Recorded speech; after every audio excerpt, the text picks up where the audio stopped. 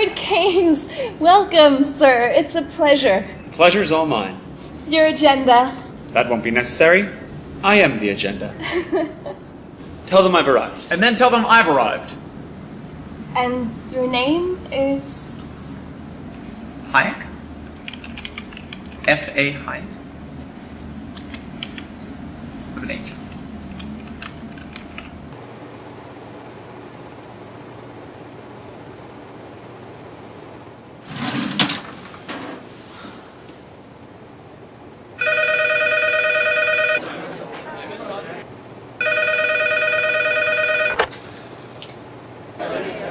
Freddie.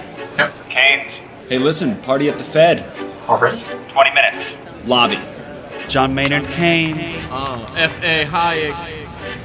Yeah, we're opposed. We oppose each other philosophically. In the same studio. We've been going back and forth for a century. I want to steer markets. I want them set free. There's a boom and bust cycle and good reason to fear it. Blame low interest rates. It's the animal spirits. John Maynard Keynes wrote the book on modern macro. The man you need when the economy's off track. Depression, recession, now your question's in session. Have a seat and I'll school you in one simple lesson. Boom, 1929, the big crash. We didn't bounce back, economies in the trash. Persistent unemployment, the result of sticky wages. Waiting for recovery, that's outrageous. I had a real plan, any fool can understand. The advice real simple, boost aggregate demand. C-I-G, altogether gets to Y. Keep that total growing, watch the economy fly. We've been going back and forth for a century. I want to steer markets. I want them set free. There's a boom and bust cycle and good reason to fear it. Blame low interest rates. It's the animal spirit. You see, it's all about spending. Hear the register cha-ching. Circular flow, the dough is everything. So if that flow is getting low, doesn't matter the reason. We need more government spending. Now it's stimulus season, so forget about saving. Get it straight out of your head. Like I said, in the long run, we're all dead. Savings is destruction, that's the paradox of thrift. Don't keep money in your pocket or that growth will never lift. Because business is driven by the animal spirits, the bull and the bear. And there's reasons to fear its effects on capital investment, income, and growth. That's why the state should fill the gap with stimulus, both the monetary and the fiscal. They're equally correct. Public works, digging ditches, war has the same effect. Even a broken window helps the glass man have some wealth. The multiplier driving higher the economy's health. And if the central bank's interest rate policy tanks, a liquidity trap, that new money stuck in the banks. Deficits could be the cure you've been looking for. Let the spending soar now that you know the score. My general theories made quite an impression. Revolution. I transformed the econ profession. You know me, modesty, still I'm taking a bow. So say it loud and say it proud, we're all Keynesians now. We've been going back and forth for a century. I want to steer markets. I want them set free. There's a boom and bust cycle and good reason to fear it. I made my case, Freddie H. Listen up, can you hear it? I'll begin in broad strokes, just like my friend Keynes. His theory conceals the mechanics to change. That simple equation, too much aggregation, ignores human action and motivation. Yet it continues as a justification for bailouts, payoffs by poles with machinations. You provide them with cover to sell us a free lunch. Then all that we're left with is debt and a bunch.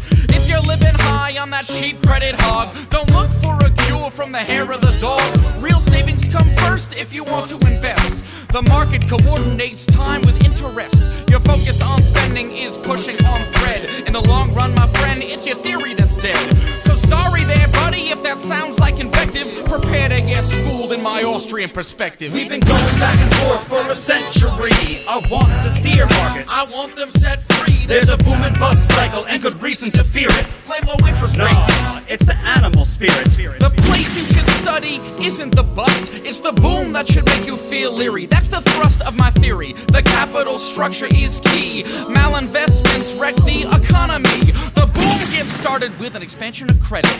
The Fed sets rates low. Are you starting to get it? That new money is confused for real loanable funds, but it's just inflation that's driving the ones who invest in new projects like housing construction. The boom plants the seeds for its future destruction. The savings aren't real, consumption's up too, and the grasping for resources reveals there's too few. So the boom turns to bust as the interest rates rise. Where the cost of production price signals relies. The boom was a binge, that's a matter of fact. Now it's devalued capital that makes up the slack.